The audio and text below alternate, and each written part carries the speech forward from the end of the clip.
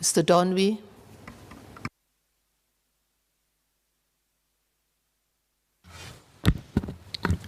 Madam Deputy Speaker, I declare that I'm a council member of the Institute of Singapore Chartered Accountants, but I do not advise clients on tax matters. The Inland Revenue Authority of Singapore has to factor in many considerations and strike a delicate balance as it seeks to fulfill its mission.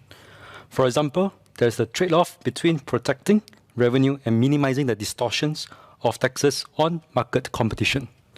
In addition, it has to find ways to optimize the efficiency of tax administration and avoid unnecessary enforcement burden.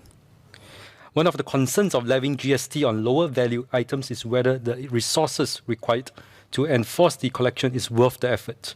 But I can see why the ministry is implementing GST on this category of goods. There's no better time to start than this current moment, and e-commerce has become the hottest vertical in the Singapore's tech sector during this pandemic. To facilitate tax compliance for foreign online suppliers, IRAS should implement a simplified registration and compliance regime. In other countries, e-commerce platforms collect and remit the tax on the government's behalf as they take on the role of a store with an offering of different supplies. In many cases, it acts as the sole point of contact with the end consumers. Under our current overseas vendor registration regime, I understand that foreign suppliers and e-market operators which make significant sales of digital services to Singapore's consumers are required to register with IRAS for GST.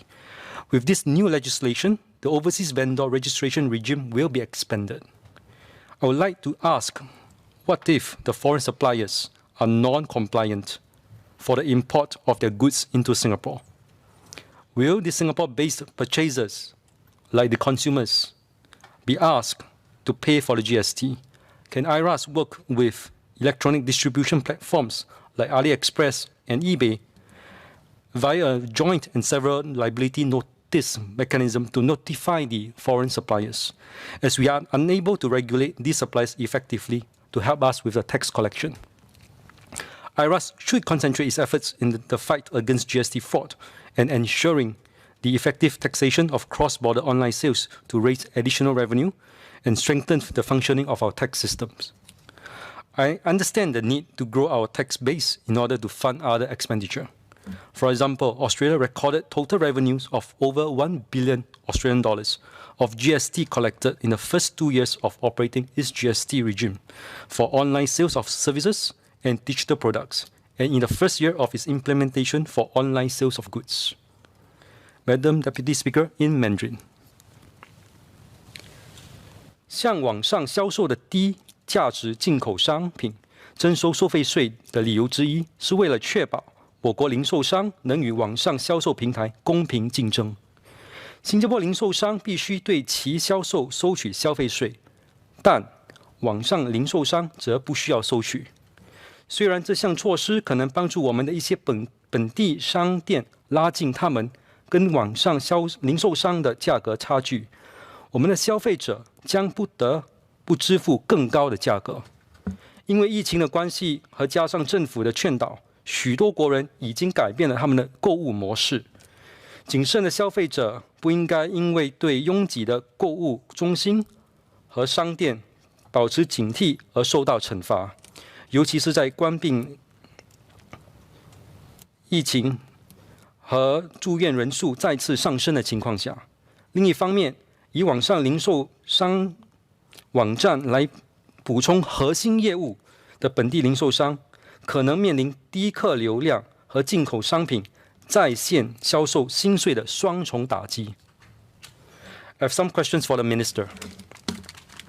In this new approach meant to minimize the entry of high numbers of new gig economy operators like the SMEs into the GST system, perhaps with limited compliance capacity and knowledge of their tax obligations,